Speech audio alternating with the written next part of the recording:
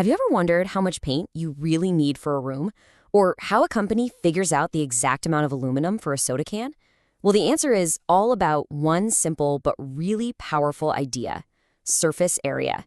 It's basically the key to measuring all the 3D objects we see and use every single day. So let's get right into it. You know the feeling, right? You're staring at a gift, trying to guess how much wrapping paper to cut so you don't waste it. That's not just a holiday headache, it's a real-world geometry problem. And the answer to that question, and the paint for the can, is all about surface area. It's literally the measurement of the total skin of an object.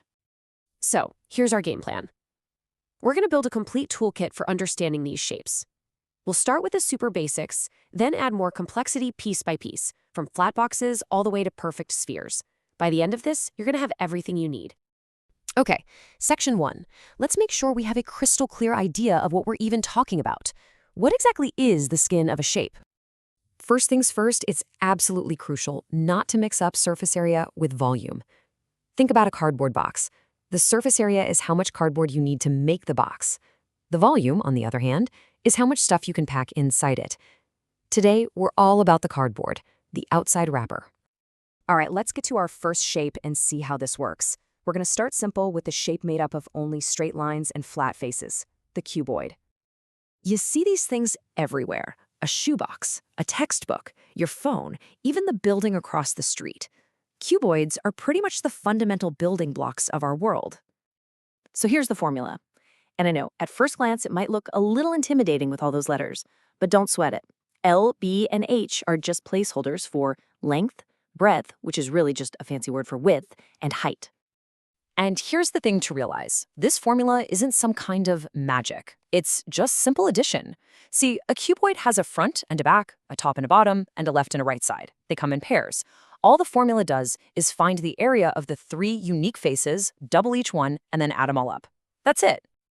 Okay, so we've got the box down. But let's be real, the world isn't all straight edges. What happens when we throw a curve into the mix? Let's talk about the cylinder. The classic example, of course, is a can of soup. It's got 2 flat surfaces, right? The top and the bottom circles. And then it has one smooth, continuous, curved surface that connects them. And here are the formulas for it. You'll probably notice 2 new things right away: R, which stands for the radius of those circles, and of course the famous Greek letter, pi, or pi. So how in the world do you find the area of that carved part? Well, there's a really cool trick to it. Imagine you could peel the label off a soup can and lay it flat. What would you have? Just a perfect rectangle. The height of that rectangle is the can's height, h. And its width? That's just the distance around the circle, the circumference, which is 2 pi r. So the area is just width times height, 2 pi r h. Pretty clever, right? And you gotta notice something here. That total surface area formula, it includes the area of 2 circles. One for the top, one for the bottom. This little formula for the area of a circle, pi r squared, it's like the basic genetic code, the DNA, for almost every curved shape we're about to see. You'll want to remember that one. Okay, let's kick it up a notch. We're going to get rid of the straight lines entirely now. This next part is where we really master the curve. Let's try a little thought experiment. Picture our cylinder again. Keep the flat circle on the bottom, but imagine you could shrink the top circle. Smaller and smaller and smaller, until it becomes just a single point. What shape have you just created? You get a cone. It's directly related to the cylinder. And yep, the best, most delicious example is an ice cream cone. The formula for that curved surface is pi rl. Here, L is a new one. It stands for the slant height. That's the distance from the very tip of the cone down its side to the edge of the base. And to get the total surface area, you guessed it, you just add the area of the circular base we already know, pi r squared.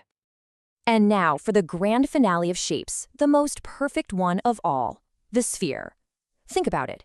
A shape with 0 flat surfaces, 0 edges, and 0 corners. Just one single, continuous curved surface. Like a basketball. And the formula for the sphere is just beautiful. It's 4 pi r squared. Remember that geometric DNA we talked about? The area of a circle? Well, the surface area of a sphere is exactly 4 times the area of a circle that has the same radius. It is one of the most simple and elegant ideas in all of math. Amazing. And there you have it. Just like that, we've gone from a simple box all the way to a perfect sphere. You now officially have the complete toolkit for measuring the surface of the most common 3D shapes out there. Just look at this. We went from the cuboid's formula to the sphere's elegant 4 pi r squared. Every single one of these formulas tells a story about the shape's parts, its flat sides, its circular bases, its curves. This table isn't just a boring list of rules. It's a map for understanding the objects all around you. I absolutely love this quote from the mathematician Henri Poincaré. He said, "Geometry is not true, it is advantageous." These formulas, they aren't just some abstract facts. They are so incredibly useful. They let us design buildings, manufacture everything we use, and understand the natural world on a much deeper level. They give us an advantage. So I want to leave you with a final thought to chew on. We've mastered the skin, the surface area, but what about what's on the inside?